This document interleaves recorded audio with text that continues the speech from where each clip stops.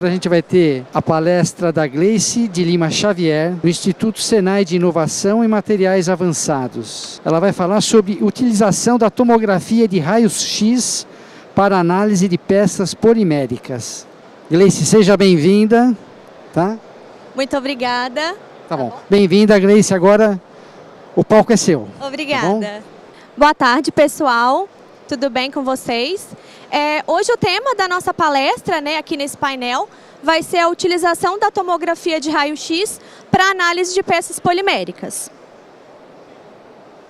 Bom, eu me chamo Gleice, né? Já fui apresentada. Eu sou especialista em tecnologia no Senai São Paulo. Sou tecnóloga em materiais, formada pela FATEC São Paulo. E sou mestre e doutoranda também na área de materiais pela USP. Bom, falando um pouquinho do Senai, nós somos muito conhecidos, né, pela atuação na educação profissional. Mas o Senai também tem algumas atuações em outras áreas, né, e a área da tecnologia é uma delas. Nós temos, dentro da área de tecnologia, né, nós temos os Institutos Senai de Inovação, que são uma rede de institutos espalhados pelo Brasil, né, cada um com a sua especificidade de atuação. E a missão desses institutos é promover a competitividade da indústria nacional. O instituto ao qual eu pertenço é o de Manufatura Avançada. Nós estamos situados na Escola Senai Suíço Brasileira, lá em Santo Amaro. Então, falando um pouquinho sobre as áreas de atuação do nosso instituto, nós contamos com 3 áreas que podem atuar, né, de maneira integrada. Nós temos a área de microfabricação, a área de design e desenvolvimento e a área de medições avançadas, que é a área a qual eu faço parte. Nós temos um laboratório de metrologia, né, onde a gente tem aí as técnicas de metrologia convencionais, né, que a gente tem no mercado. Nós somos acreditados ao Inmetro para fazer calibração na área dimensional também.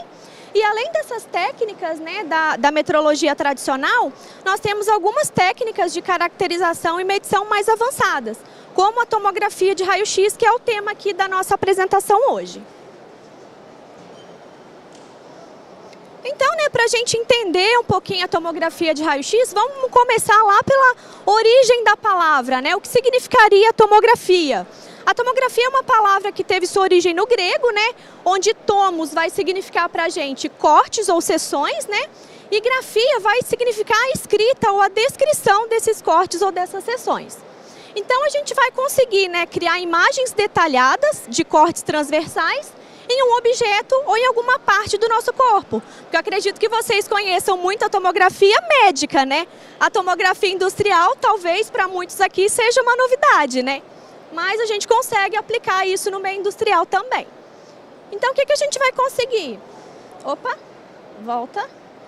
A gente vai conseguir visualizar defeitos e características internas sem precisar destruir, né, uma peça ou interferir no nosso organismo, como é o caso da tomografia médica. Então aqui só fazendo assim um breve apanhado histórico, né, da tomografia. Tudo iniciou lá em 1895, quando o Wilhelm Röntgen, ele acidentalmente descobriu o raio-x. Ele estava fazendo seu experimento lá com raios catódicos e descobriu um raio diferente lá, que ele chamou de raio-x. Então, só por curiosidade, essa é a primeira radiografia que a gente tem histórico, né, tem na história, que inclusive foi da mão da esposa do Röntgen.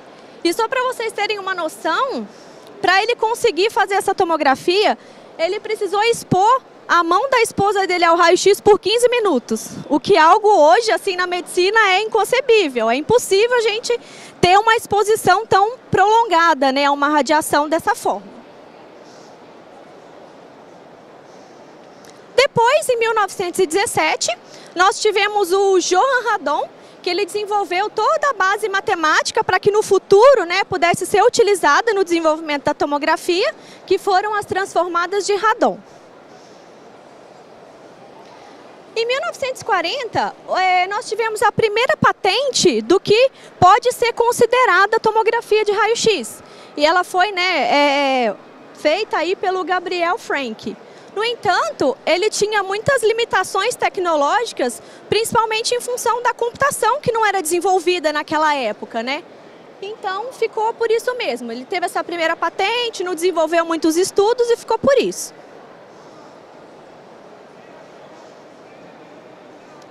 Opa, volta. Depois, na década de 60, foram as principais contribuições, né, para a gente chegar ao que hoje é a tomografia, tanto médica quanto industrial. O William Oldendorff, que era um neurologista da Califórnia, ele desenvolveu aí os princípios básicos da tomografia, né? Ele chegou até a oferecer essa descoberta dele, né, esses estudos, para um grande produtor de raio-x na época. No entanto, coitado, ele foi até ridicularizado aí pela descoberta dele. Falavam assim, pô, é um equipamento super caro, vai ser utilizado só para fazer a imagem do cérebro humano, para que a gente vai usar isso, né? E também nada foi para frente. Depois, ainda nos anos 60, né, o David Kuhl, ele conseguiu imagens em seção do cérebro humano, só que ele ainda não tinha o método de reconstrução dessas imagens para formar o 3D.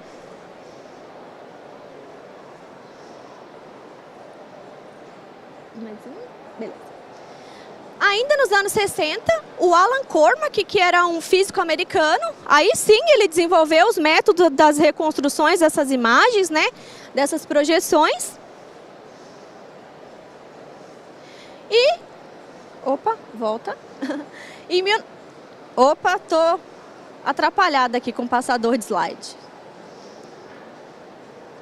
Depois, em 1967, o Godfrey Rosenfield, ele construiu, né, o primeiro protótipo de um tomógrafo de raio-x, enquanto trabalhava na Electrical and Musical Industry, AM. E esse cara aqui, o Rosenfield, ele hoje é considerado aí o pai da tomografia médica, né?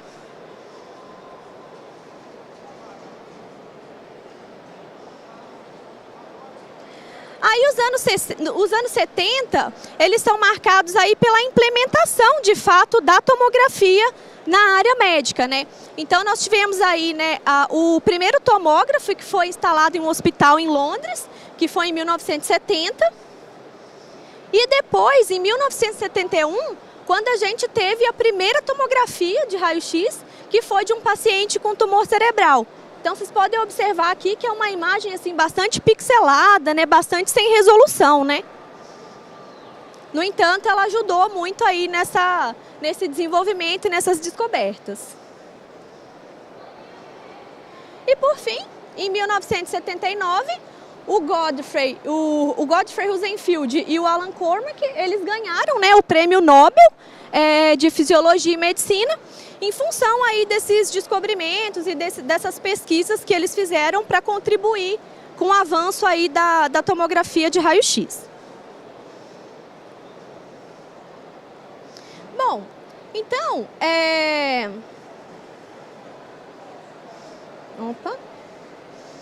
os tomógrafos, eles passaram por uma evolução, né, até chegarmos ao que nós temos hoje.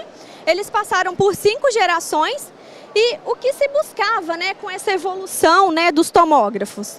A gente buscava diminuir o tempo de escaneamento, diminuir a exposição à radiação, porque a gente sabe, né, que a exposição à radiação por um longo período de tempo pode ser maléfica ao nosso organismo, né? E, ao mesmo tempo, a gente precisava aumentar aí a resolução dessas imagens, né? Porque, como vocês viram, a primeira imagem que a gente obteve era uma imagem completamente sem resolução.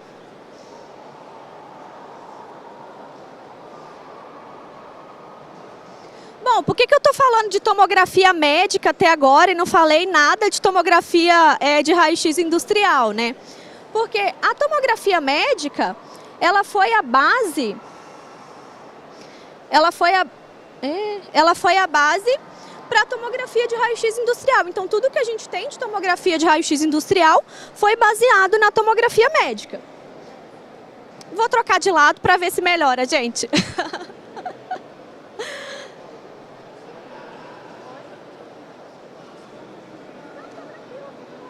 Obrigada. Então, a tomografia médica, né, ela foi a principal base aí para a gente desenvolver a tomografia de raio-x industrial. Sendo que a principal diferença entre essas duas técnicas, né, se é que a gente pode chamar de técnicas diferentes, seria a rotação, né, do objeto para a gente conseguir as projeções. De modo que na tomografia industrial, o que vai rotacionar para a gente conseguir as projeções vão ser as peças, e na tomografia médica, né, o que vai rotacionar ali para a gente obter as projeções vão ser os detectores e os tubos. Não tem como a gente ficar girando ali na maca, né? Então, agora falando sobre o princípio de funcionamento de um tomógrafo de raio-x industrial. A gente vai ter aqui uma fonte de raio-x, no primeiro estágio, uma mesa rotativa, que é onde a gente vai colocar a nossa peça, e um detector ao fundo. À medida que a gente tem o raio-x interagindo com a nossa peça, essa peça está rotacionando, e no detector a gente vai obter as projeções, né, as imagens nesses 360 graus. A gente vai, por um sistema de computador, reconstruir essas imagens, né, para a gente então obter um 3D daquela peça que a gente está escaneando, com todas as características internas e externas dessa peça.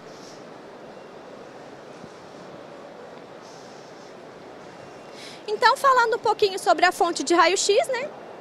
Os raios-x eles são radiações eletromagnéticas de alta frequência, e elas são produzidas quando a gente tem uma colisão de um feixe de elétrons com um anteparo metálico.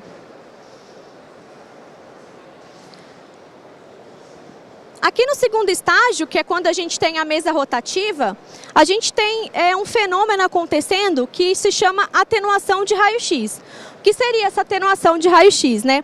O raio-x ele vai entrar com uma intensidade, ele vai bater ali na nossa peça, né? Ele vai interagir com esse material, e ele vai sair com uma intensidade geralmente menor do que a intensidade que ele entrou. E isso vai ser responsável por gerar o sinal para a gente obter as projeções. E o que vai influenciar, né, nessa atenuação do raio-x que a gente vai ter? A gente vai ter influência aí da espessura de parede da nossa peça, né, ou do nosso material. A gente vai ter a influência do tipo de material, em função, né, da densidade que esse material vai ter, né, a composição química dele. E também é influenciada pela energia do raio-x que a gente está produzindo, que a fonte de raio-x está produzindo, né? E uma vez que a gente teve a geração do raio-x, a interação do raio-x com a peça, a gente vai ter as projeções, né? E como eu disse, no sistema de computador, a gente vai reconstruir essas projeções e a gente vai conseguir aí uma nuvem de pontos da nossa peça. E a gente vai ter nada mais do que uma matriz de voxel, né? Que seria pra gente uma matriz, o voxel seria pra gente como se fosse um pixel, só que em 3D. Numa imagem 2D a gente tem o pixel e no volume 3D a gente vai ter o voxel. Na tomografia médica, como eu já até comentei anteriormente, a gente está preocupado com a exposição do paciente à radiação. Só que na tomografia de raio-x industrial, nós não estamos preocupados com essa exposição, né? Porque isso não vai trazer nenhum mal à peça. Porque, inclusive, a tomografia de raio-x ela é considerada um ensaio não destrutivo. Então, a gente não tem essa preocupação na tomografia industrial. Eita, desliguei.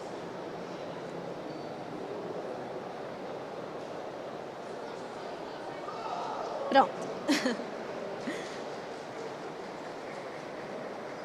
Então, na tomografia de raio-x, a gente vai conseguir utilizar fontes de raio-x de alta intensidade. A gente consegue aumentar o tempo de escaneamento. Com isso, a gente vai melhorar a resolução dos nossos escaneamentos, né? E, por fim, a gente vai conseguir aumentar a precisão e a exatidão do que a gente vai medir lá no futuro. Então, só recapitulando, né, o que a gente já comentou até aqui, a obtenção dos resultados de tomografia, ela vai depender principalmente do material que a gente está analisando. Eu trouxe aqui até um exemplo interessante, que é quando a gente tem uma peça de polímero com algumas partes metálicas, né? A gente vai ter maior dificuldade para a gente conseguir uma boa resolução na interface desses dois materiais, porque a energia que a gente precisa para o raio-x ele transpassar o polímero é diferente da energia que o raio-x que a gente precisa que o raio-x tenha para ultrapassar o metal. Então, nessa interface a gente pode ter algum ruído, algum problema, né? Outra questão também é o tamanho da peça. Porque muitas vezes a resolução que a gente vai conseguir na tomografia, né, a resolução do nosso 3D, das nossas imagens, ela está atrelada ao tamanho da peça que a gente está analisando. Então, muitas vezes, por exemplo, se a gente vai analisar uma vedação de uma garrafa e a gente precisa analisar a vedação só ali na parte superior, a gente concentra o escaneamento só nessa parte para a gente conseguir aumentar a resolução. Bom, falando um pouquinho sobre o tomógrafo que nós temos lá no nosso laboratório, né? Ele tem uma tensão máxima de 130 kV, uma corrente máxima de 300 microampere. E essa combinação de tensão e corrente, ela é suficiente para que nós consigamos analisar qualquer tipo de polímero, sem exceção. E quando a gente vai para os metais, a gente analisa bem ligas com densidade mais leve, né? Ligas de alumínio, por exemplo, alguma liga de titânio com uma espessura de parede bem fina, em torno aí de uns 5 milímetros. A resolução que a gente consegue, né? Que eu já disse que é em função do tamanho da peça. Ela vai de 8 micrômetros a 95 micrômetros. E o volume de escaneamento é uma mesa cilíndrica, com 125 milímetros de diâmetro e 150 milímetros de altura. Sendo que no eixo Z, a gente tem a possibilidade de fazer o escaneamento em partes, quando a peça é muito grande, né? A gente faz o escaneamento em partes e depois junta as nuvens de ponto para a gente conseguir um volume só.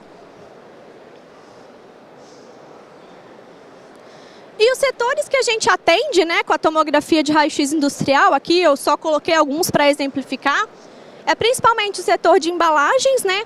Embalagens cosméticas, farmacêuticas, alimentícias. O setor médico e farmacêutico também com medição de peças e componentes, né?